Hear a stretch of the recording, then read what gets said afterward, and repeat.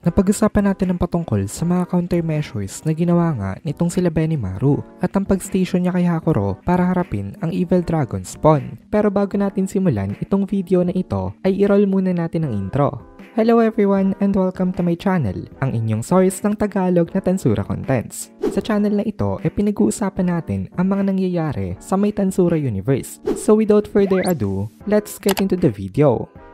Nag-upload na nga pala guys ang Kohay PH ng Tagalog na solo leveling. Kaya kung gusto mo makapanood ng Tagalog solo leveling contents, bisitahin nyo ang Kohay PH. Link in the description. So itong si Ramirez pa nga rin ang pinaka-importante dito para maibalik sa kanila ang full control nitong kanilang labyrinth. Pero katulong naman daw nitong si Ramirez itong sila Trini at Beretta. Kaya hindi masyado nag-aalala itong si Benimaru. This time gagawin uli nila ang mga best nila para may isolate itong si Vega. With this in mind, iniisip nitong si Benimaru ang current crisis nila. Ang pinaka-worst daw na pwedeng mangyari ang maagaw ni Vega itong labyrinth ng tuluyan. Kung mapipigilan daw nila yon, magkakaroon sila ng sapat na oras para sila makarecover. Na-recall uli dito nitong si Benimaru ang mga wise words nitong si Rimuru na kapag inimagine nga daw nila ang worst case scenario at kapag pinaghandaan nila ito, nawawala daw yung possibility na mangyari ang pinakang worst case scenario kasi prepared na daw sila. Kapag nai-stall pa nila ng konti itong si Vega, makakapagpahinga na ang kanilang mga fighters. Yun ang naging conclusion nitong si Benimaru. Troublesome daw kung makakatakas itong si Vega ng labyrinth, pero manageable pa rin naman daw yon. Magkakaroon pa sila ng oras at makakapag-isip ng mga countermeasures bago dumating ang kanilang kasunod na encounter. As long as hindi daw nila mawala tuluyan itong labyrinth, or more precisely, as long as safe daw ang mga kasama nila at ang mga tao sa may city, makakabangon daw uli sila. Ngumiti itong si Benimaru at napasabi siya na wala naman daw pala masyadong problema. Nagulat itong si Ramirez sa sinabi nitong si Benimaru. Tinanong niya kung sigurado daw ba ito at parang ang dami daw nitong time para mag-relax bilang second in command. Pero sumagot itong si Benimaru confidently na oo naman daw. Tama daw itong si Commander-in-Chief Ramirez. Kung iisipin daw,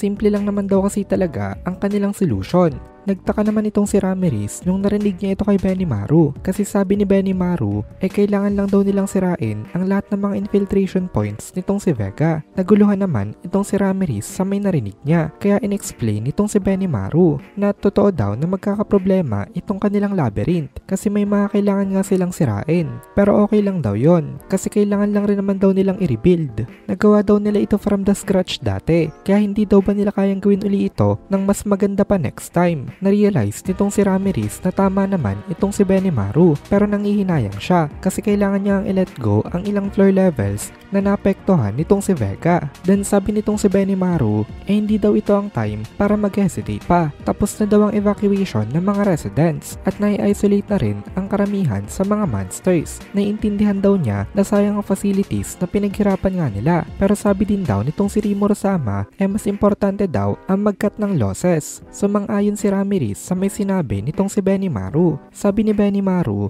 kung i-detach daw nila ito sa may main body ng labyrinth mawawala ang regenerative ability ng Evil Dragon Spawn. Kaya i-isolate daw nila ang buong area kung saan nakaugat itong si Vega, focusing doon sa may level kung saan sila naglalaban nitong si Diablo. Napaisip itong si Ramirez na baka nga tama daw ito dahil simple lang naman ang nature nga nitong si Ramirez. Once na malinaw na ang task sa kanya mabilis na siyang kumilos. Freeze niya ang lahat ng mga operations. Kasama na doon ang pagre-rebuild ng labyrinth. Ini-analyze niya ang mga safe na floor levels at sinelect niya at ini-isolate ang lahat ng mga suspicious na floor levels na baka under na nitong si Vega. Kabilang sa mga ito ang 71st floor to 80th levels na domain nitong si Zishon, 81st floor to 90th levels na domain naman nitong si Kumara at ang 61st floor to 70th levels na domain naman nitong si Adalman kung saan nire-rebuild niya ang kanyang castle kasama ng mga Imperial Guards. Nag-decide si Ramirez na i-cut off na itong lahat ng mga ito. Alam niyang si Adalman ang pinakamalulungkot pero as long as wala naman daw mga casualties mababawi rin naman daw nila ang mga nawala sa kanila. Yun nga lang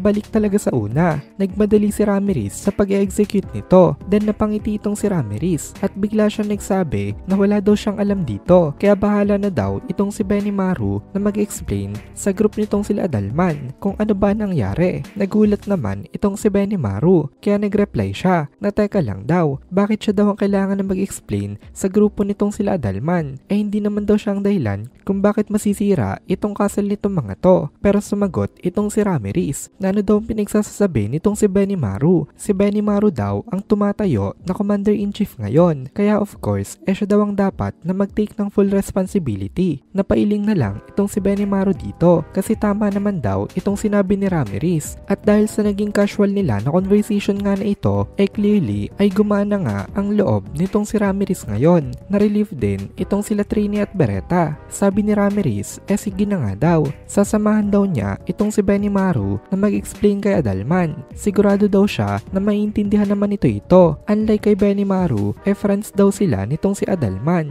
Dahil kakailanganin nga nitong ma-rebuild uli ang kanyang matagal na ginawang castle. Na nasaksihan nga nila na talagang pinaghirapan itong mga grupo na ito na makapag-build ng kanilang matutuluyan. Dito, nagkasundo na silang lahat at focus na uli sila sa kanilang battle kay Vega. At dito na muna natin tatapusin itong video na ito. Kung nagugustuhan mo itong mga videos natin, ay please consider joining the membership para mapanood mo na agad ang mga kasunod na part dahil palaging advance ang ating mga members. Also, ay please consider leaving a like at mag-comment ka na din para ma-boost naman tayo ng algorithm.